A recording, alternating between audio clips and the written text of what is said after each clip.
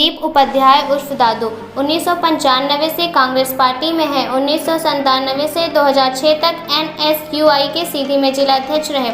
2008 से 2013 तक पार्षद रहे। वर्तमान में जिला कांग्रेस के महामंत्री हैं। कोरोना काल में सामाजिक लोगों की मदद की और स्वास्थ्य संबंधी सामग्री वितरित की। NSUI में जब वे अध्यक्ष थे तो उन्होंने टीकाकरण के कई कैंप लगवाए। अपने कार्यकाल में उन्होंने छात्र आंदोलन के छात्र संघ के कॉलेजों में चुनाव शुरू करवाए। जब वे पार्षद थे तो मध्य प्रदेश शासन द्वारा उन्हें सर्वश्रेष्ठ पार्षद का पुरस्कार मिला। 2018 में कांग्रेस पार्टी के साथ दिल्ली भोपाल तक गए थे। 2023 में भी कांग्रेस पार्टी के साथ हैं और उन्हें भरोसा है कि नए लोगों को मौका दिया जाएगा। राजेश सिंह चौहान खबर पक्ष से सीधी विधानसभा के जो प्रत्याशी हैं, सीधी विधानसभा की 77 विधानसभा वाले हैं, कहीं भी कोई दिख नहीं रहे हैं, कोई बड़ा नेता नहीं दिख रहा है। यहाँ पे युवाओं की मांग हो रही है, जो ग्रामीण क्षेत्र के व्यक्ति हैं, शहरी क्षेत्र के हैं, नगर पालिका यहाँ जो है करीब 1 से 1.25 लाख यहाँ की जनता है, युवाओं की मांग कर रही है। कांग्रेस में एक नया चेहरा आना चाहिए। जिससे हमारे दादू भाई बैठे हुए हैं, मैं इनसे जानना चाहता हूँ, कहीं न कहीं इनकी पहचान होती है। लोग कहते हैं कि युवा है, वो काम करेगा। वो बुजुर्ग लोग आते हैं, क्या बोलते हैं, उनके पास जाऊँ तो सलामी दागो, उसके बाद बाहर बैठना पड़ता है। लेकिन ऐसा हमको नेता चाहिए जो साथ में बैठा है, एक कुर्सी में बैठा है। क्या कहना है इस बारे में? प्रश्न क्या है आपका? प्रश्न तो आपने अपनी सीधी विधानसभा से कांग्रेस पार्टी की बहुत बड़े बड़े दर्जावर नेता हैं जो कांग्रेस के, चाहे ये ज्ञान सिंह जी हों, चाहे आप हों और राम बहादुर जी हैं। लेकिन अगर आपको टिकट मिलता है तो क्या क्या पहलू रहेगी, क्या क्या जनता के बीच में लेकर आएंगे? पहली बात, सीधी जिले में तो कांग्रेस पार्टी भी बड़ी मजबूती के साथ संगठन अपना मजबूत कर रही है और हर विधानसभा में संगठन मजबूत है, नेता भी मजबूत है। वर्तमान समय भी कांग्रेस के पक्ष में जा रहा है। उसको आपने देखा भी होगा, नगर पालिका पंचायत के चुनावों में कांग्रेस को अच्छी सफलता मिली। वही बात, किसे मिलेगी टिकट, किसे नहीं मिलेगी, यह निर्णय करना पार्टी नेताओं, वरिष्ठ नेताओं का काम है। हमारे आदरणीय अजय सिंह रावत जी का काम है और उन्हें जो सही उपयुक्त समय पर लगेगा उसे वो मैदान पर उतारेंगे।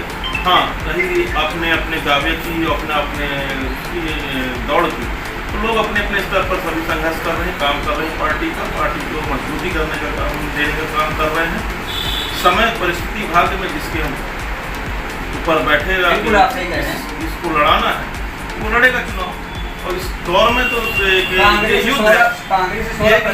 युद्ध में हर 16 प्रत्याशी हैं, 16 प्रत्याशी हैं जो बोलते हैं हमको टिकट मिलेगा मैं लड़ूंगा, हमको टिकट मिलेगा मैं लड़ूंगा। और इस बार हो सकता है किसी क्षत्रिय समाज को टिकट मिले। अगर भारतीय जनता पार्टी से केदार शुक्ला का पेशाब कांड से टिकट कटता है तो कहीं न कहीं भारतीय जनता पार्टी भी एक क्षत्रिय समाज को ही सामने उतारेगी। तो क्या कांग्रेस भी ऐसा करेगी कि ब्राह्मण समाज उतारेगी? देखिए, जहाँ तक कोई भी राजनीति या चुनाव होता है, किसी जातिगत समीकरण से चुनाव नहीं लड़ा जाता या व्यक्तिगत किसी जाति या वर्ग का व्यक्ति चुनाव जीतता या हारता है।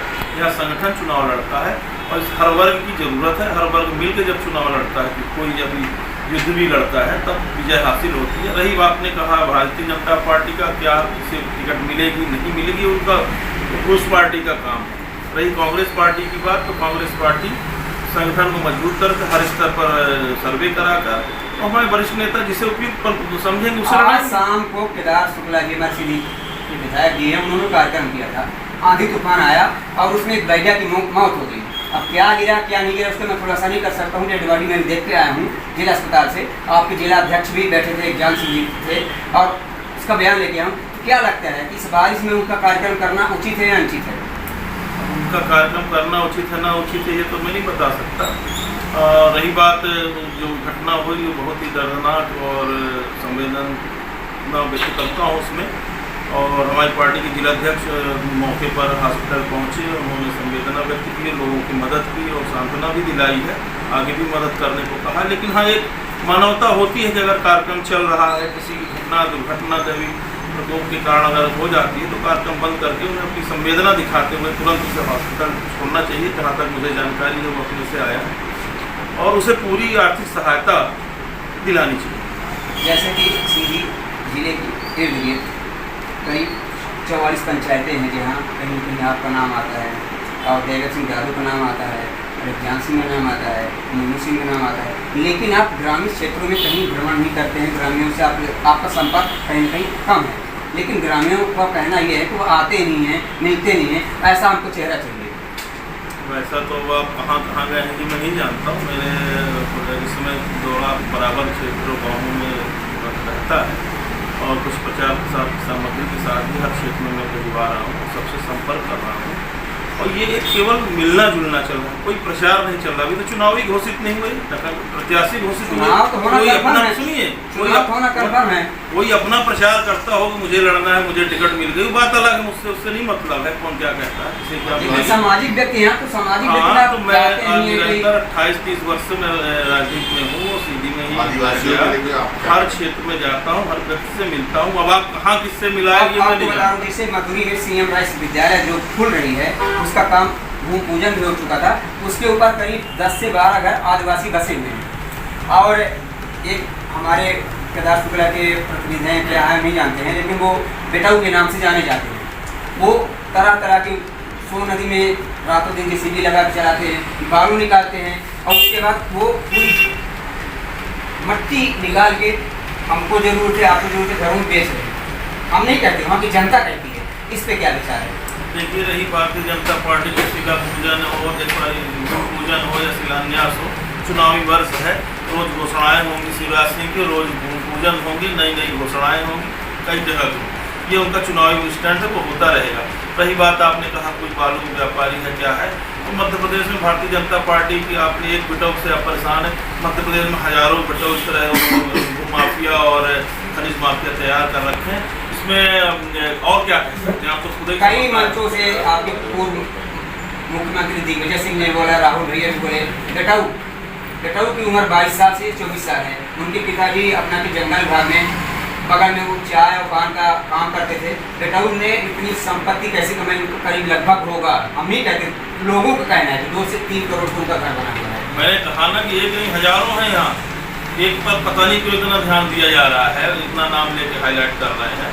बाकी हजारों लोग ऐसे भारतीय जनता पार्टी के संरक्षण में, नेताओं सांसदों के विधायकों के संरक्षण में तैयार हुए। अच्छा, जो पेशाब कांड हुआ था वहाँ पे विधायक जी ने भी साफ शब्दों में कहा कि घर नहीं लगाना चाहिए, क्योंकि उनकी सरकार भी है, हो सकता है मुख्यमंत्री उनसे नाराज भी हो कि कर दें या ना दें, उसकी तो खुलासा भारतीय जनता पार्टी ही करेगी। लेकिन उन्होंने क्या सही कहा है, क्या गलत कहा, घर गिरना चाहिए नहीं गिरना चाहिए? देखिए, आपने सुना होगा कि गृह मंत्री नरोत्तम मिश्रा ने बयान दिया कि घर नहीं गिरना चाहिए या कि नहीं गिरेगा, कोई आक्रमण में होगा तो देखा जाएगा। मुख्यमंत्री का आदेश होता है और बिना मौखिक आदेश पर कलेक्टर मुझे घर गिरवा दे, विधायक जी कहते हैं मेरे प्रतिरोध नहीं। इन तीनों के बयानों में विरोधाभास है, इनमें आपस में ही जब बयानों में विरोधाभास, उसी विरोधाभास का ये हुआ कि बुलडोजर चला और घर गिरा। आज न्यायालय की कहीं न कहीं गरिमा गिरी जा रही है, क्योंकि मुकदमा कायम होता है, मुकदमा कायम होने के बाद अगर न्यायालय से जज मजिस्ट्रेट को घर गिरवाएं, ये उचित कहा जाता है। लेकिन कहीं ना कहीं ठीक है, मुकदमा कायम हुआ, धारा कायम हुई, चले गए, जेल चले गए पेशाब कांड में, लेकिन वो तत्कालिक घर गिरा दिए, ना तो न्यायालय के कोई जज था, ना मजिस्ट्रेट था, ना कोई था। क्या इसमें कहेंगे, न्यायालय की कहीं कहीं गरिमा गिर रही है? जनता पार्टी की सरकार में न्यायपालिका हो, चाहे कार्यपालिका हो, चाहे आमजन हो, चाहे मीडिया हो, सब अपने हिसाब से काम कर रही है। उनके ऊपर किसी का शासन नहीं चल रहा है, वो अपने मनमाना कर रहे हैं। और आपने भी मीडिया में देखा होगा, कई मुद्दे उठते हैं लेकिन दब जाते हैं। शासन सत्ता का इतना टेरर और एक तरह से गुंडा माफिया राज है, तो वो जो चाहेंगे वही कानून। एक आखिरी सवाल, मणिपुर में इतनी बड़ी दर्दनाक घटनाएं हुई, आपकी कांग्रेस पार्टी ने कहीं भी न दीप और न दीपक जलाया, न कुछ किया, उस महिलाओं को अपहत्तर तरीके से निकाला गया, तरह तरह के बलात्कार किया गया, इस तरह का विचार? देखिए, मणिपुर की घटना से पूरा देश शर्मसार है, हम खुद शर्मसार है। हमारी पार्टी के नेता राहुल गांधी जी भी गए थे वहाँ, पूरी संवेदना व्यक्त की। सरकार भारतीय जनता पार्टी की है और प्रधानमंत्री मोदी जी हैं हमारे भारतीय जनता पार्टी की, उनकी प्रति संवेदना, जिनके सत्ता है, जिनका शासन, जिनके पास पावर है, जिनके पास मंत्री, मुख्यमंत्री, राज्यपाल, उनको ये ज़्यादा ध्यान देना चाहिए। हमारे शोक व्यक्त करने और श्रद्धांजलि देने से होगा हाँ, लेकिन फिर भी हमारी संवेदना पूरी कांग्रेस की संवेदना है और कांग्रेस पार्टी ने ही वहाँ पे जाकर उस मुद्दे को ऊपर लाने की कोशिश की है। तब आज जाके सोशल मीडिया या मीडिया में वहाँ की घटनाएं दिख रही हैं। अगर आज आपकी सरकार बनती है, 2023 के चुनाव में सरकार बनती है, महिलाओं को क्या क्या सुविधाएं मिलेगी, कौन कौन सा कानून मिलेगा? मध्य प्रदेश की बात करें, मध्य प्रदेश का महिलाओं को सुरक्षा कानून मिलेगा, स्वतंत्रता आज़ादी रहेगी, शिक्षा के क्षेत्र में मिलेगा। और रही बात जो एक सामाजिक मध्य प्रदेश में अभी भी आपने देखा होगा ग्राफ महिलाओं के साथ अत्याचार, उत्पीड़न और दलित खनन की कई घटनाएँ और सबसे ज़्यादा ग्राफ सबसे पहले उनको सुरक्षा दी जाए जिससे वो स्वतंत्र होकर और निर्भीक होकर रह सके और पूरा जोर रहेगा कि महिलाओं की पुलिस सुरक्षा। अगला सवाल आपसे